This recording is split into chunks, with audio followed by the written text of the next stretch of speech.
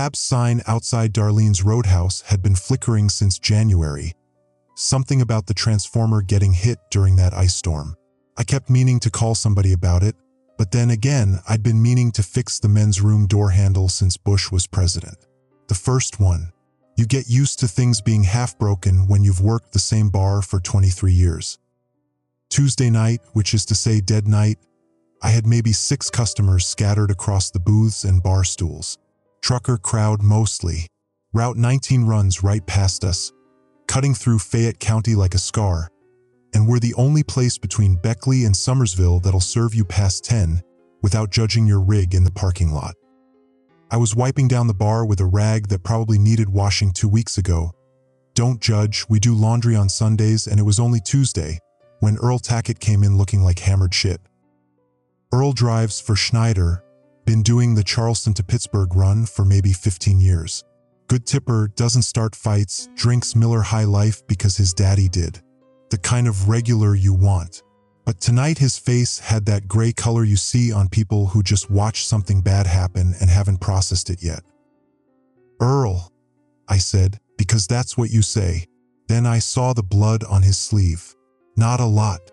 Just enough to notice under the Budweiser clock. You okay? Need a drink, Jolene? He slid onto his usual stool, third from the left, and I could smell something on him, antiseptic, maybe, or that particular smell of a hospital waiting room. Whiskey. Don't care what kind. I poured him Jim Beam because that's what we had open. Earl's not picky about his liquor, just his beer. What happened to your arm? Stopped at that Shell station outside Oak Hill. He knocked back the whiskey, didn't even taste it. There was this woman at the pump. Looked sick, real sick, like flu or something worse. She came at me, not asking for help, just came at me. Came at you how? Tried to bite me. Earl laughed, but it sounded wrong, like when the karaoke machine glitches and plays everything at the wrong speed. I know how that sounds, but she had blood. Jesus, Jolene. So much blood. All over her mouth, and she grabbed my arm and tried to fucking bite me. I poured him another whiskey. In my experience, when someone comes in with a story that crazy, you either give them another drink or call the cops. Sometimes both. You call anybody? Tried calling 911. Line's busy. Been busy for an hour. He pulled out his phone, one of those new smartphones that I still don't understand, though my daughter Brittany keeps telling me I need one, and showed me the screen. Look, every news site's got something about outbreaks. Started in the coal camps down by Logan. Now it's spreading up through the valleys. The other regulars were starting to pay attention now. You can always tell when a conversation shifts from private to public in a bar. It's like the air pressure changes. Even the jukebox seemed to get quieter, though that was probably just the broken speaker in the left channel finally giving up. Wayne Wayne Hudnall looked up from his basket of wings. Wayne worked at the Ford plant before it closed. Now he did something with fracking equipment over in Doddridge County. What kind of outbreaks? They're not saying exactly. Earl was scrolling through his phone, thumb moving too fast. Like if he found the right article, it would make sense. Some kind of infection makes people violent, real violent. Like rabies. This from Tammy Sheets, who was shooting pool with her boyfriend Dustin. Tammy works at the Walmart in Summersville pharmacy department, so she knows about diseases and medications and all that stuff I never bothered learning because I figured I'd just die of something quick. Maybe. Earl set his phone down. The woman who came at me, her eyes were wrong. Bloodshot, but worse than that. Like she was looking through me, not at me. I've tended bar long enough to know when someone's telling the truth about something impossible. Earl wasn't drunk yet, wasn't high. I've seen him both ways, and this wasn't either. Whatever he saw at that Shell station scared him genuine. The door opened and Dale Pritchard came in, moving fast. Dale ran the tire shop 2 miles down 19. Divorced twice. Owed me money from a poker game last month that I'd never see. But he was pale and breathing hard, and he left the door open behind him. Jolene, you got a TV in here that works? Satellite's been out since last week. I called the company 3 times, but they kept saying they'd send someone and never did. Story of my life, really. What's going on? They're saying don't go outside. Radio says stay inside. Lock your doors. Don't let anyone in who looks sick. Dale went to the door, looked out at the parking lot. There's something happening in Ansted. People attacking each other. My sister called from there, said half the town's gone crazy. Ansted's maybe 12 miles south. Close enough to worry about. Wayne stood up from his booth. That's bullshit. Some kind of prank or... It's not a prank. Earl's voice was flat. I saw it. Whatever this is, it's real. The jukebox cut out completely. In the silence I could hear the coolers humming, the ice machine making that grinding noise it makes, and something else. Something outside. A sound like someone coughing, except wrong. Too wet. Too constant. Dustin walked to the window, the one facing the parking lot. Guys? We got company. I came around the bar, which I don't usually do unless there's a fight to break up. Through the window I could see the parking lot, lit up by the Pabst sign's dying flicker. There were people out there, maybe a dozen, walking up from the direction of the highway, moving in that weird shuffling way that drunks do, except these people weren't drunk. I knew that because I've seen every kind of drunk there is, and none of them move like their knees don't bend right. None of them have that much blood on their clothes, and none of them make that coughing sound, thick and liquid, like they're drowning on their feet. Lock the door, I said. Now. Dale was already moving. The lock was old, the kind with a key, and it took him 2 tries to get it turned. The deadbolt at the top was easier.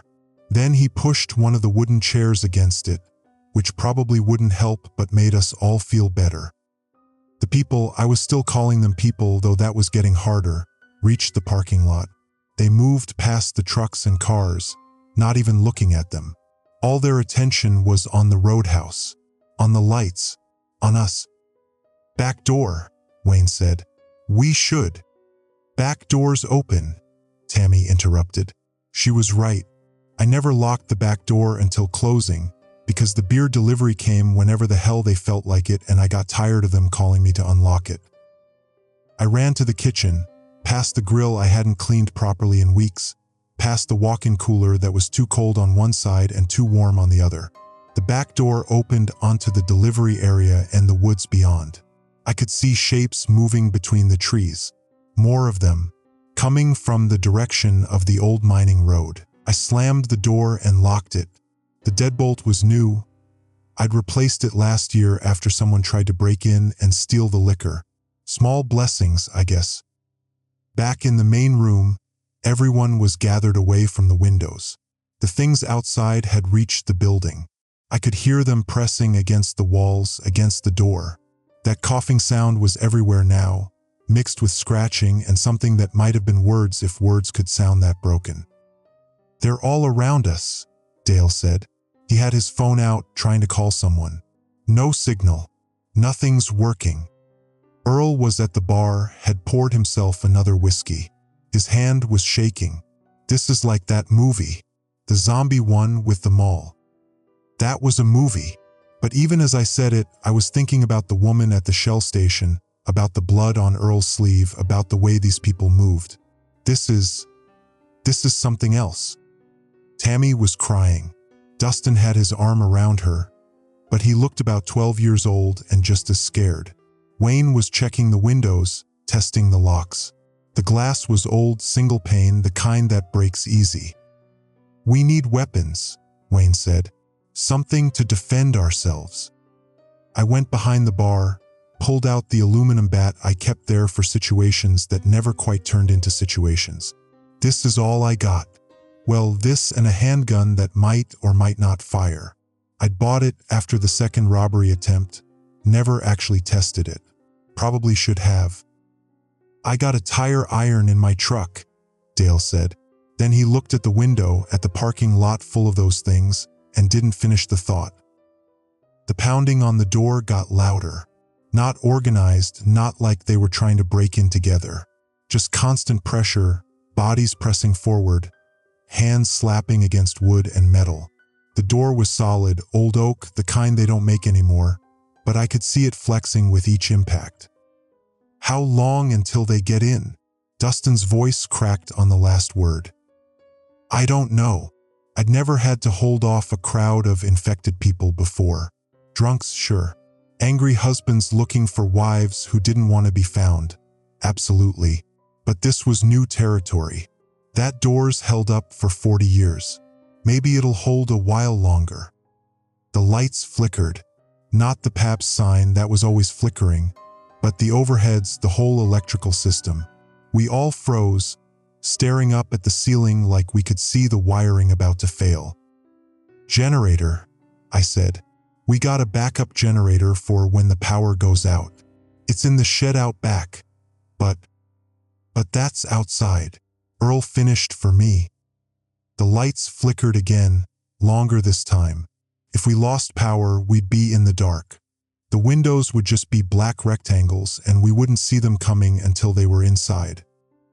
There's another way, Wayne said slowly. He was looking at the floor at the corner booth near the bathrooms. The old mine entrance. The one your granddad sealed up. I'd forgotten about that. Or maybe I just stopped thinking about it because it was easier. Darlene's Roadhouse used to be a mining company office back in the 50s, before the big collapse. When they sealed the mine, they sealed it from inside the building, poured concrete over the shaft entrance and built the bar on top. But my granddad, who'd bought the place in the 70s, always said there was still a way down if you knew where to look. That's just a story, I said. Your granddad showed me once. Wayne walked to the corner booth, the one nobody ever sat in because the vinyl was torn and the table wobbled. Helped him bring up some equipment he'd stored down there. Said the main shaft was still clear for maybe a quarter mile. The window behind the bar cracked. Not broke, just cracked. A spider web spreading across the glass. One of those things had punched it hard enough to damage it. They were learning, or maybe they were just getting more desperate. Show me, I said. Wayne and Earl moved the booth table aside. The floor underneath was scarred wood, older than the rest, and when Wayne knocked on it, I could hear the hollow sound. He pulled out a pocket knife, one of those Swiss Army ones that does everything except what you actually need, and pried up the edge of a floorboard.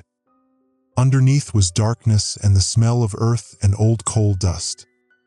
It's narrow, Wayne said, and there's no telling what's down there now. Been 40 years since anyone used it. Better than what's up here. Dale was watching the windows. More cracks were appearing. The things outside had figured out that glass breaks if you hit it enough times. Everybody grab supplies, I said. Food, water, anything useful. Flashlights. We got maybe 2 minutes before those windows give. Tammy and Dustin raided the kitchen, grabbing whatever they could carry. I went behind the bar, stuffed bottles of water into a duffel bag I kept for taking home empties, added some bags of chips, beef jerky, a sleeve of plastic cups because I wasn't thinking straight, the gun, the bat, a first aid kit that was probably expired but better than nothing.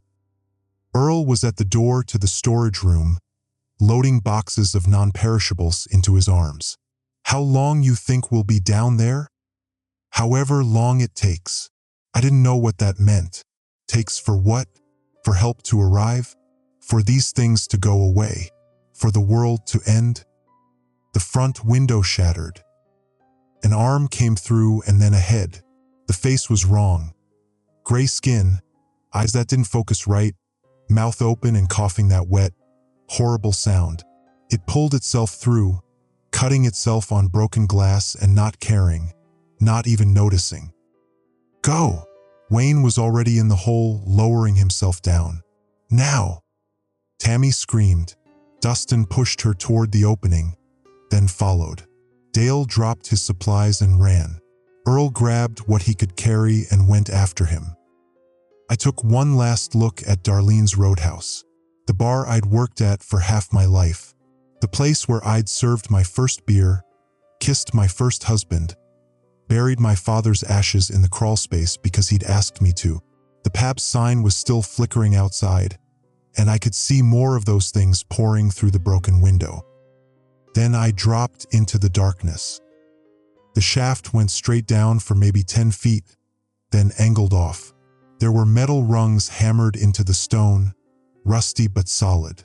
I could hear the others below me, their breathing echoing weird in the confined space. My flashlight, one of those cheap plastic ones from the Dollar General, barely cut through the blackness. Above me, I heard the thing that had come through the window, heard it moving around the bar, knocking over stools, making that coughing sound. Then silence. Couldn't find the opening, or couldn't figure out how to follow.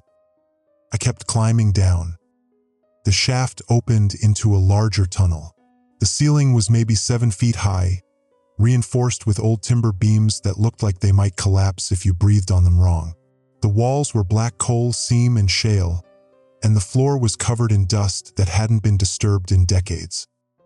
Wayne had a better flashlight, one of those LED ones. He swept it around, illuminating the tunnel stretching ahead into nothing. Main shaft goes for maybe a quarter mile, then splits into the old work areas. My granddad worked down here back in the day.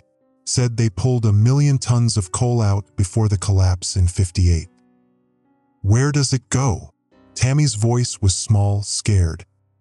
North, mostly. Follows the coal seam under the ridge. There's ventilation shafts every few hundred yards, and some emergency exits that come up in the woods, if they're not collapsed. Dale was bent over, hands on his knees, breathing hard. Jesus Christ. What the hell is happening up there? Don't know. Earl had set down his boxes, was checking his phone again. Still no signal. Whatever this is, it's bigger than just Fayette County. I could hear them above us now. Faint sounds filtering down through the shaft. Furniture breaking, glass shattering, that constant wet coughing. The roadhouse was being torn apart by things that used to be people. We need to move, I said. Get deeper in. Put some distance between us and them. Wayne led the way, flashlight beam bouncing off tunnel walls. The rest of us followed in a line like some kind of fucked up field trip.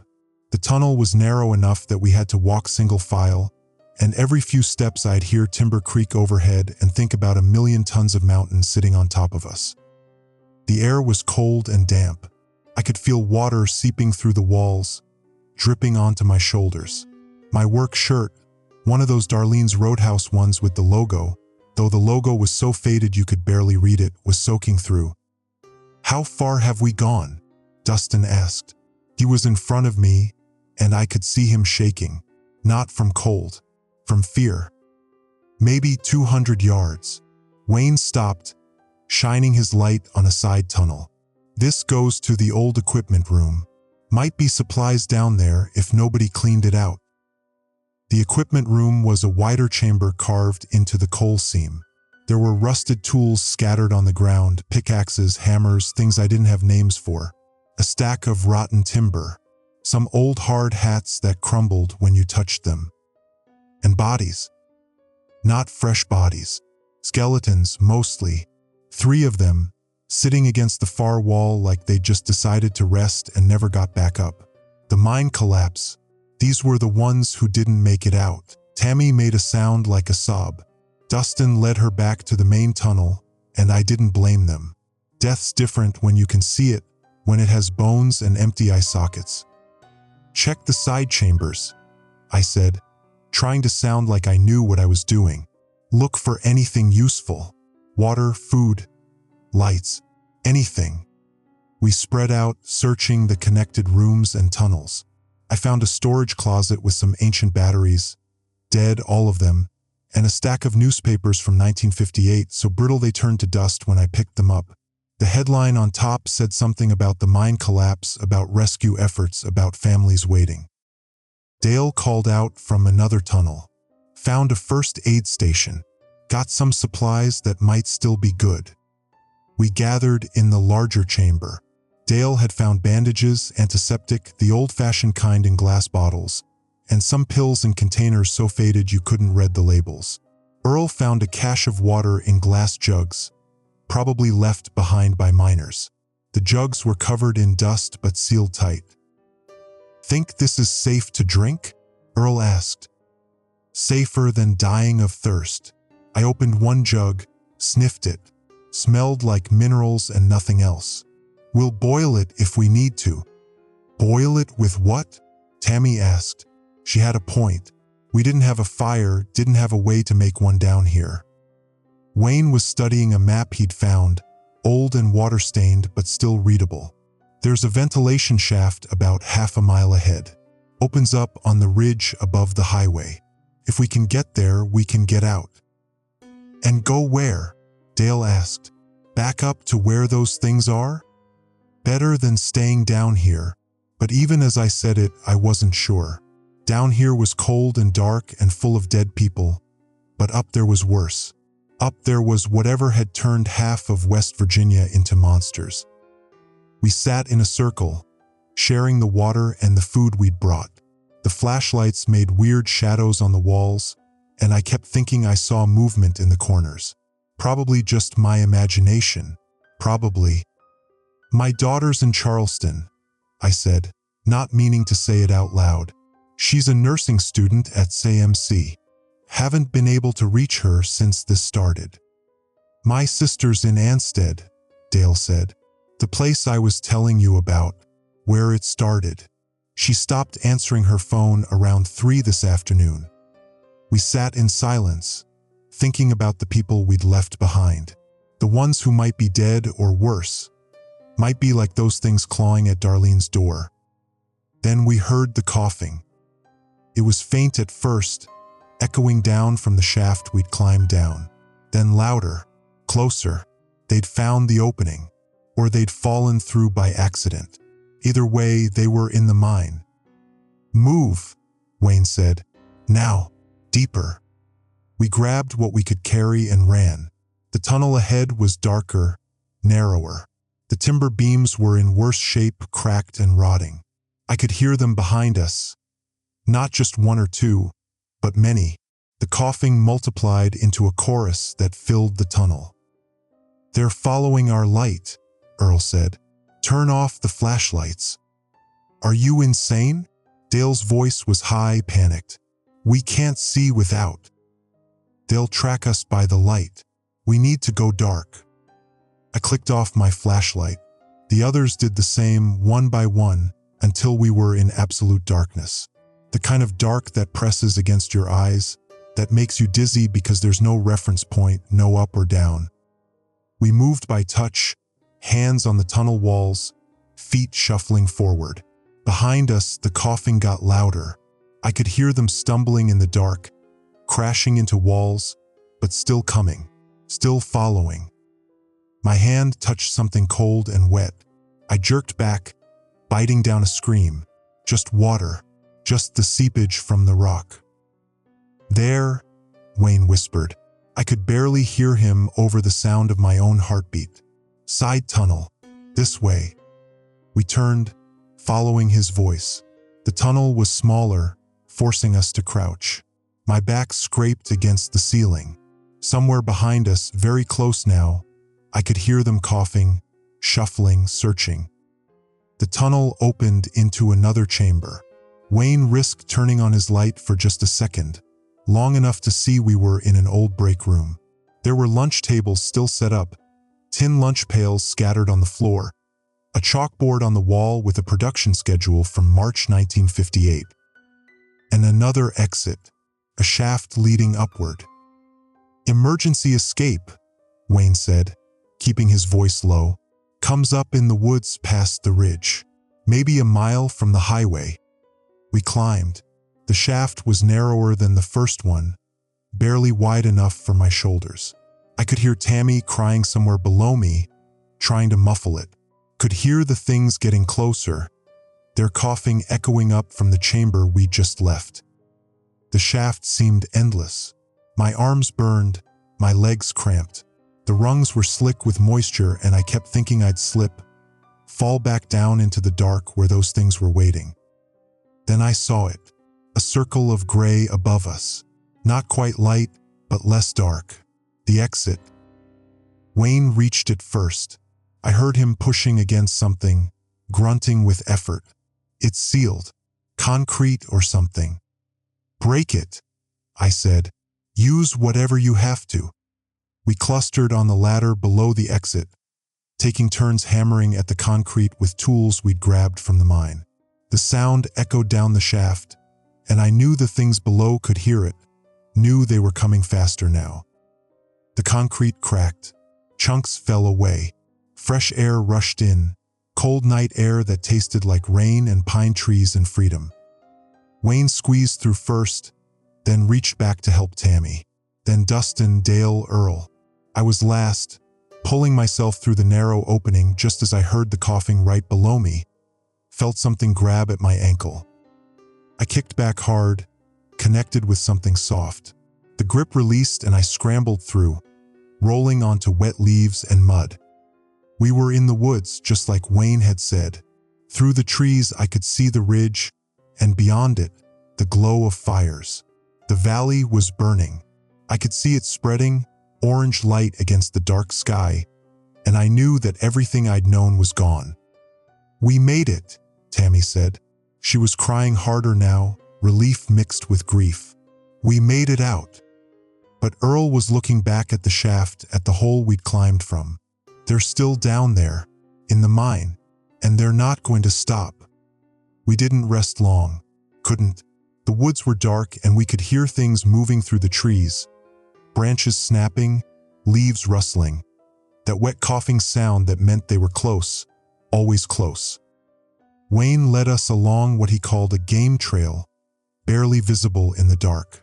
We moved slow, trying to stay quiet, but 6 people crashing through underbrush at night make noise no matter how careful you are. "Where are we going?" Dale asked. He was breathing hard, couldn't keep up. Dale smoked 2 packs a day and it showed. "There's an old ranger station about 2 miles north," Wayne said. "Built during the CCC days. Might be abandoned, might be shelter. Might be full of those things," Earl added. "Yeah, that too." I was thinking about the mine, about how they'd followed us down there, into the dark. They weren't just mindless, they were hunting, tracking. That was worse somehow. Mindless I could understand. But this was something else. "Earl," I said, keeping my voice low, "that woman at the shell station, how long had she been sick?" "I don't know. She looked like she'd been bleeding for a while." "Why?" "Just trying to figure out how this spreads. How fast." We walked in silence for a while, following Wayne's flashlight beam. The trees pressed close on both sides, and every shadow looked like a person, every sound like footsteps. Then Dustin stopped walking. Guys, I don't feel good." We all turned. In the flashlight beam, I could see Dustin's face. He was pale, sweating despite the cold. When he opened his mouth to speak again, blood dripped from his lower lip. "No," Tammy said. "No, no, no." "When did it happen?" Wayne asked. His voice was steady, but I could hear the tension underneath. "In the mine. Something grabbed me, scratched me, I think." I didn't want to say anything because Dustin coughed, and I saw the blood spray in the flashlight beam. "Oh God, this is it, isn't it? This is how it." He fell to his knees, coughing harder. The sound was changing, becoming that wet, thick sound the others made. Tammy knelt beside him, trying to hold him up, and I wanted to tell her to move away, to not touch him, but the words wouldn't come. "We need to restrain him," Wayne said, "before he turns." "Turns?" Tammy screamed. "He's not turning into anything. He's sick. He needs a hospital." "There are no hospitals," Earl said quietly. "Not anymore. You saw the valley burning. Whatever this is, it's everywhere now." Dustin looked up at us. His eyes were already changing, the whites turning red, the pupils dilating too wide. "Run," he managed to say. "Please, before I—" Then he screamed. Not a human scream. Something worse, something that belonged to those things in the tunnel. He lunged at Tammy, hands reaching for her throat. Wayne pulled her back just in time. Dale and Earl grabbed Dustin, trying to hold him down, but he was stronger than he should have been. Sick strong. Wrong strong. I did the only thing I could think of. I swung the aluminum bat. The sound it made hitting Dustin's skull was hollow, final. He dropped, blood spreading dark on the leaves. Tammy screamed again, trying to reach him, but Wayne held her back. "He was gone," I said, but my hands were shaking so bad I almost dropped the bat. "He was already—" "I know." Wayne's voice was gentle. "I know, Jolene." We stood there in the dark woods, looking at Dustin's body, and I realized something. We weren't going to make it. Not all of us. Maybe not any of us. This thing, this infection or virus or whatever it was too fast, too efficient. And we were just people. Regular people who poured drinks and fixed tires and worked in warehouses. We weren't heroes. We weren't prepared. "The ranger station," I said. "We need to keep moving." Tammy wouldn't leave him. Dale and Earl had to carry her, and she cried the whole way, making sounds that were going to draw every infected thing in the woods. But what could we do? Leave her there? Shoot her to keep her quiet? We were humans. That was the problem. We couldn't stop being human, even when being human was going to get us killed. The ranger station appeared through the trees like something out of a horror movie. Dark windows, sagging porch, surrounded by overgrown weeds. The kind of place that looked abandoned even when it wasn't. Wayne checked the door. Locked. He kicked it once, twice. The wood was old, rotten. It gave way on the third kick. Inside was dusty, dark, and cold, but empty. No infected, no bodies, just furniture covered in sheets and cobwebs thick as curtains. There was an old wood stove, a stack of rotting firewood, and a radio on a shelf that probably hadn't worked in 40 years. "Check the other rooms," I said. "Make sure we're alone." Dale and Earl searched while I tried to get Tammy settled on an old couch. She'd stopped crying, just sat there staring at nothing. Shock, probably. I'd seen it before in the bar after fights or accidents. That empty look that meant the brain had just given up processing. "Found something?" Earl called from the back room. "Maps, and a radio that might work." The maps were topographical, showing the whole region.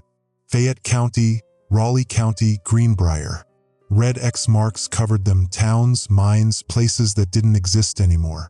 Or places that did exist but were marked for some other reason. The radio was an old CB, the kind truckers used before everyone had cell phones. Earl was fidgeting with the dials, getting nothing but static. "Wait," Wayne said. "Try channel 19. Emergency frequency." Earl switched channels. More static, then, faint beneath it, a voice. "Underground is compromised. Repeat, underground is compromised. All rescue operations suspended. FEMA advises shelter in place. Do not attempt evacuation via mine systems. Infected present in all known subsurface structures." The voice cut out. More static, then another voice, different. "Charleston fallen. Huntington fallen. Emergency government relocated to undisclosed location. Civilian population advised to." Static again, then nothing. "The mines," Wayne said slowly. He was looking at the maps, at all those red X marks. "They're all connected. Not directly, but through old shafts, service tunnels, groundwater systems. When they sealed them after the collapses, they didn't seal them all." "What are you saying?" Dale asked. "I'm saying the infection didn't spread through the towns. It spread underground, through the mine systems." Wayne traced his finger across the map. following the old coal seams. Every marked mine on this map is in a town that's fallen. Look, Logan, Man, Iager, Pineville. All of them connected by old mining networks. I thought about the things in Darlene's mine, about how they'd followed us down there, into the dark. They're not just using the mines to travel. They're hiding in them, breeding in them maybe. Or that's where they came from. Earl was staring at the map. You hear stories down in the mines, old stories, things that lived in the dark before we came digging, things we woke up. That's folklore, Dale said, but he didn't sound sure. Maybe Wayne was still studying the map. Or maybe folklore is just history that nobody wrote down proper. The radio crackled again. This time the voice was clearer, more official. This is FEMA emergency broadcast. West Virginia is under federal quarantine. All roads closed. All air traffic suspended. Military containment in effect. Civilians are advised to remain indoors. Avoid all contact with infected individuals. Symptoms include coughing, bleeding, aggressive behavior, loss of cognitive function. Infection spreads through fluid contact. No cure currently available. Repeat, no cure. The broadcast cut off. This time it didn't come back. We sat in the dark ranger station, listening to static, thinking about what we'd just heard. Quarantine, containment, no cure. The words that meant we were trapped here in the mountains with those things. We need to go higher, I said. Get up to the ridgetop, away from the mines, away from the valleys where they're spreading. And then what? Dale asked. Just wait up there until we starve or freeze? Better than going back down. I looked at the maps, at all those red X marks spreading across the mountains like a disease. Everything low is compromised. Everything connected to the mines. We need to get above it. There's a fire tower, Wayne said, pointing to a spot on the map. Top of Golly Ridge, maybe 5 miles from here. If we can reach it, we can see what's happening. Maybe signal for help. There's no help coming, Earl said. You heard the broadcast. They've written us off. Maybe, but we can't just sit here and die. Tammy spoke for the first time since Dustin died. Her voice was hollow, empty. Why bother? We're all infected already. We just don't know it yet. You don't know that, I said, but even I didn't believe it. We'd all been in close quarters with Dustin, all breathed the same air in those tunnels. If this thing spread as easy as it seemed, we were already dead. Just didn't know when we'd stop being ourselves. My granddad used to say the mountains remember, Wayne said quietly. He was still looking at the maps, tracing patterns in the red X marks.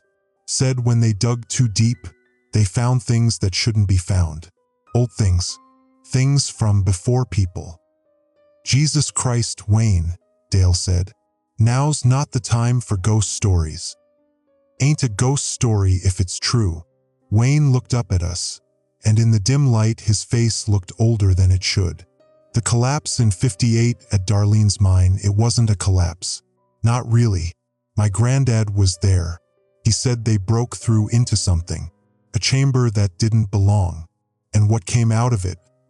They sealed the mine to trap it, but they didn't get all of it. You're saying this started back then? Earl asked. 50, 60 years ago?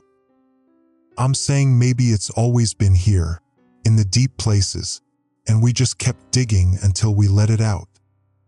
The wind picked up outside, rattling the windows.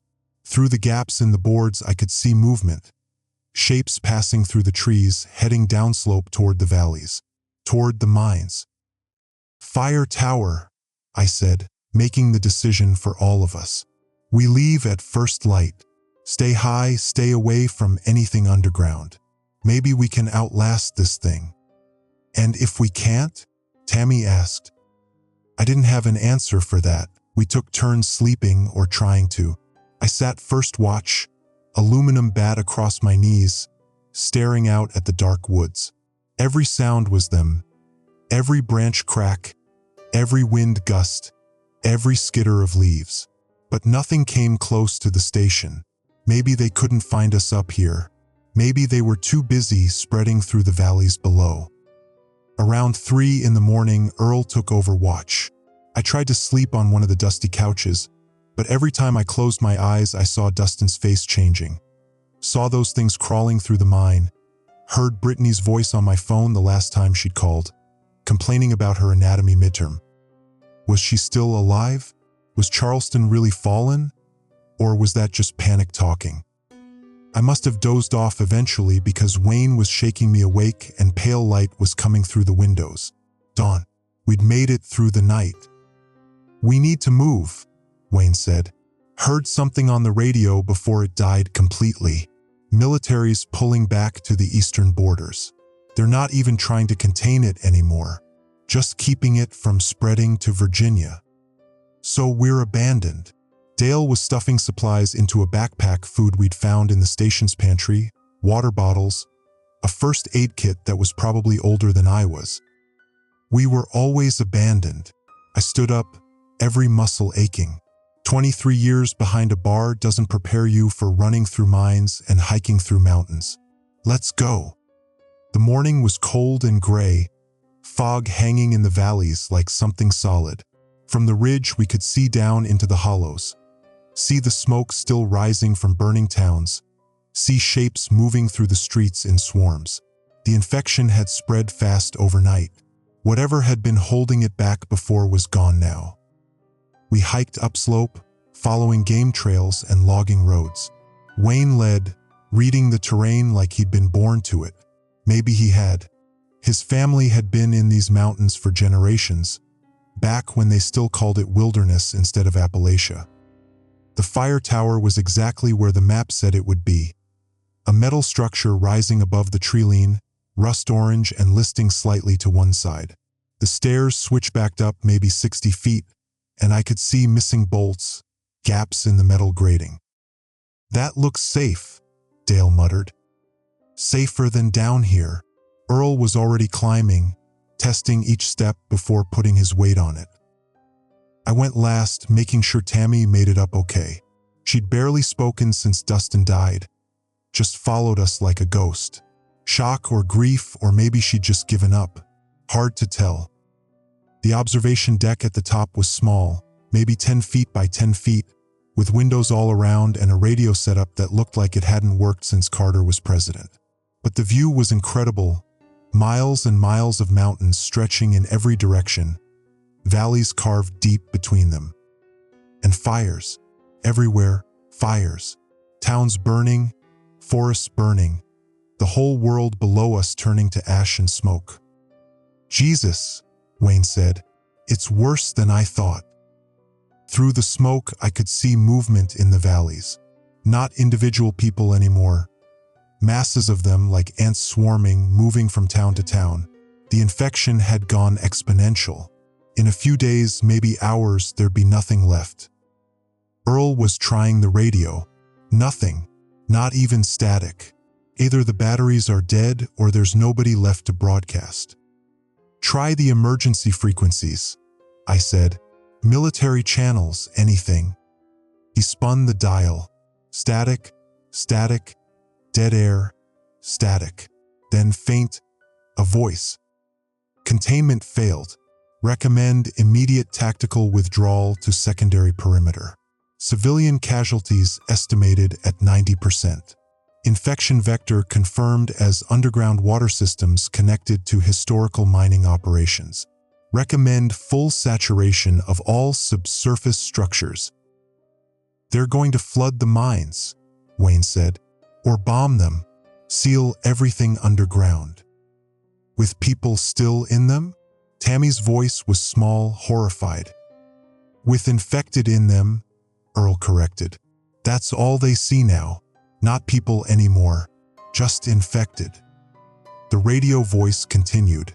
Priority targets include Fayette County Mine Network, Raleigh County Complex, Greenbrier System. Demolition scheduled for 1,400 hours. All personnel advised to clear minimum safe distance of 15 miles. I checked my watch. It was 11:30. They're bombing the mines in 2.5 hours, I said. We're sitting maybe 3 miles from Darlene's, from the whole Fayette network. We need to move. Now. Wayne was already heading for the stairs. Move where? Dale asked. They said 15 miles minimum. We can't cover that in 2 hours through this terrain. We go east, I said. Toward Virginia. Get out of the blast radius. Get to wherever the military's set up their new line. That's got to be 50, 60 miles, Earl said. Then we better start walking. We climbed down fast, maybe too fast. Dale slipped on the lower stairs, caught himself on the railing. The whole structure swayed, and I thought about what would happen if it collapsed with us on it. Just another way to die, I guess. Add it to the list. The fog was lifting as we headed east, and that made things worse because now we could see what was in the valleys. The infected weren't staying in the towns anymore. They were spreading up into the hills, following the ridgelines, moving in our direction. They're hurting us, Wayne said, pushing us toward the mine systems before they blow them. Why would they do that? Tammy asked. Maybe they're not. Maybe we're just running where they want us to run anyway. I kept looking back over my shoulder, watching the shapes moving through the trees below. Or maybe they know something we don't. We moved fast, half running when the terrain allowed it. My lungs burned and my legs felt like rubber, but I kept going because stopping meant dying. Behind us I could hear them, not close yet, but getting closer. That wet, coughing sound echoing through the forest. The terrain got rougher. We were crossing some kind of ridgeline now, moving through thick laurel that grabbed at our clothes and scratched our faces. Dale was lagging behind, his breathing ragged. Can't keep going, he gasped. You have to, I said. Come on, Dale, just a little further. Little further to what? He stopped, bent over with his hands on his knees. We're not gonna make it. You know that, right? We're all dead. Just a matter of when. Maybe, but I'd rather die trying than give up now. Earl grabbed Dale's arm, pulled him forward. Move your ass. We die on our feet or we don't die at all. We kept going.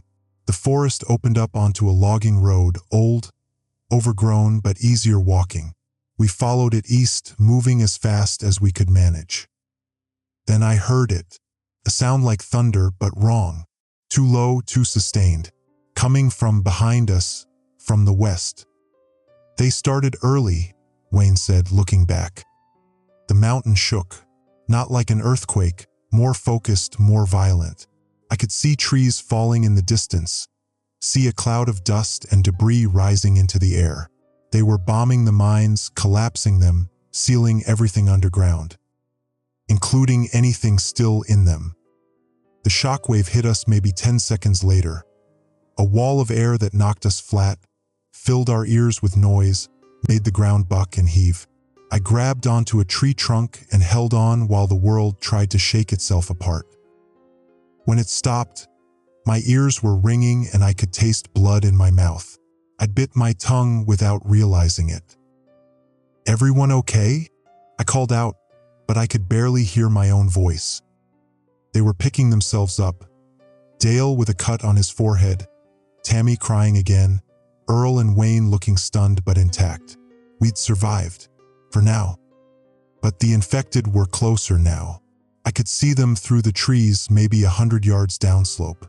The explosion had driven them toward us, sent them running up the ridges just like it had sent us running. Move! Wayne shouted and we ran.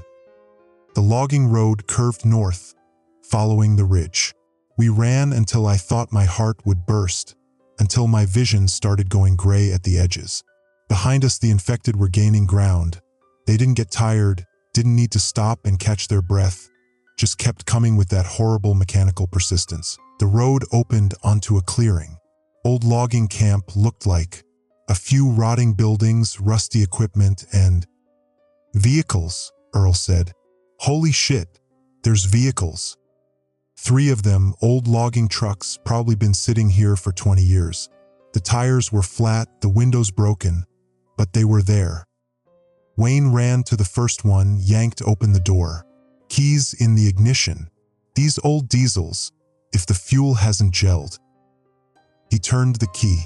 The engine coughed, sputtered, died. He tried again. Nothing. Dale was at the second truck. He turned the key and the engine roared to life, belching black smoke. This one works.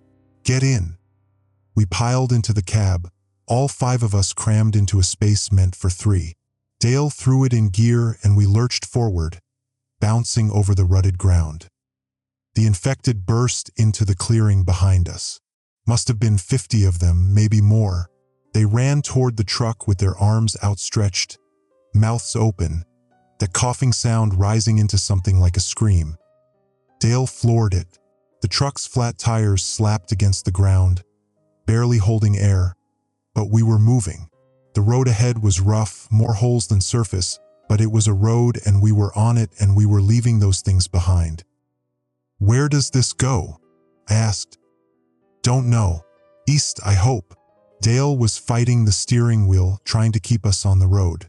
Just gotta hope we don't run into a washout or a fallen tree or... The road disappeared. Not gradually. 1 second it was there, the next it was gone, collapsed into a sinkhole that must have dropped 30 feet. Dale slammed on the brakes, but we were going too fast. The old truck's brakes barely working. We went over the edge. The truck rolled. Or flew. Hard to tell when you're inside it, when the world is spinning and everyone's screaming and metal is screeching and then everything stops. I was hanging upside down, held in place by a seatbelt I didn't remember fastening. Blood was running into my eyes from somewhere. The truck was on its roof, wedged against something in the dark. Everyone alive? My voice sounded wrong, distant. Groans answered me. That was good. Dead people don't groan. I unbuckled, dropped onto the truck ceiling. My head hit metal and I saw stars. Everything hurt, but everything still moved. Nothing broken that I could tell. Wayne was next to me, his face bloody. We're in a mine, he said. The sinkhole dropped us into a mine shaft. Of course it did. Where else would we end up? We pulled ourselves out through the broken windshield. The truck had crashed through into a tunnel. Not one of the old coal mines, something else. The walls were different, the structure wrong. Natural caves connected to the mining system, maybe. Dale was unconscious, bleeding from his head. Earl and Tammy were helping him out, laying him on the tunnel floor. His breathing was shallow but steady. We need light, I said. My flashlight was gone, lost in the crash. Earl still had his, though the lens was cracked. He turned it on and the beam scattered wrong, but it was enough to see by. The tunnel stretched in both directions, disappearing into darkness. The walls were wet, covered in something that wasn't quite fungus, wasn't quite mold. Something else. Something that moved when the light hit it, pulling back like it was alive. What is that? Tammy whispered. Don't know. Don't want to know. Wayne was checking Dale's pulse. He needs a hospital, or at least somewhere we can treat him proper. There are no hospitals anymore, Earl said. You heard the broadcast. Everything's gone. We stood in the dark tunnel, listening to Dale's labored breathing, listening to the truck's metal ticking as it cooled. And then we heard the other sound. Coughing, coming from both directions, from everywhere. They're down here, I said, in the tunnels. They were already down here when they bombed the mines. The bombing was supposed to seal them in, Wayne said slowly, trap them underground. But what if it just drove them deeper, into the systems that are still connected? The coughing got louder. I could see movement at the edge of Earl's light, shapes shuffling toward us from both directions. We were trapped between them. We can't carry Dale and run, Earl said. Then we don't run. I picked up a piece of metal from the truck, something that might work as a weapon. We make a stand. With what? Tammy asked. We've got one flashlight, no guns, no? We've got us. I looked at the others. Wayne with his bleeding face, Earl with his busted leg I just now noticed he was favoring, Tammy with her dead boyfriend and her shock and her fear. We've got each other. That's something. Wayne laughed, and it wasn't a sane sound. You're right. It's something. Not much, but something. The infected came closer. I could see them now in the failing light, dozens of them, maybe hundreds. People from the towns, from the mines, from everywhere. All changed, all wrong, all lost. For what it's worth, Earl said, working with you all wasn't the worst way to spend my last day. Appreciated, I said. Now let's make these bastards work for it. They came at us in a wave. I swung the metal bar and felt it connect, felt bones break. Wayne was fighting with a piece of the truck's frame, using it like a club. Earl was kicking and punching, protecting Dale's unconscious body. Tammy had found a rock and was swinging it wildly, screaming the whole time. We fought. We fought because that's what people do when they're out of options. We fought because giving up wasn't in us, even when giving up was the smart choice. We fought because in the end, that's all we had left. But there were too many, always too many. They pulled Earl down first, then Wayne. I saw Tammy go under the pile of bodies, still screaming. I kept swinging until my arms wouldn't work anymore, until something grabbed me from behind and pulled me down into the mass of coughing, bleeding, dying things. The last thing I remember thinking was about Brittany, about whether she'd made it, about whether anyone had. Then the coughing filled my ears and my mouth and my lungs, and I became part of it, part of the infection, part of the mountain's old memory. Later, I don't know how much later, time was different now, I found myself walking through the tunnels. The coughing didn't hurt anymore. Nothing hurt. I was moving with the others, dozens of us, hundreds of us, flowing through the underground passages like water. Some part of me remembered the roadhouse, remembered pouring drinks and cleaning glasses and complaining about the pub sign. But that was someone else's memory, someone else's life. We moved through the dark, and the dark was home now. The mountain had always been home. We'd just forgotten for a while, forgotten what lived in the deep places, forgotten what we'd awakened when we dug too deep. The towns were empty now. The valleys were quiet. Above us, on the surface, there might still be humans who hadn't changed yet. But they would. Eventually, the mountain was patient. The mountain always wins. I tried to remember my daughter's name, but it slipped away like water through my fingers. Tried to remember what I'd been before this, but that was gone too. All that was left was the coughing, the hunger, the need to spread deeper into the tunnels, to find the others who hadn't changed yet, to bring them home to the dark. The mountain remembers. The mountain always remembers. And now, so do I. Final emergency alert, recorded 3:47 p.m., Day 4. This is the last broadcast from FEMA Regional Command. West Virginia is lost. Repeat, West Virginia is lost. The infection has spread through all underground systems. Surface contamination at 97%. Military containment failed. Secondary perimeter breached. All civilian personnel are advised. Transmission ends.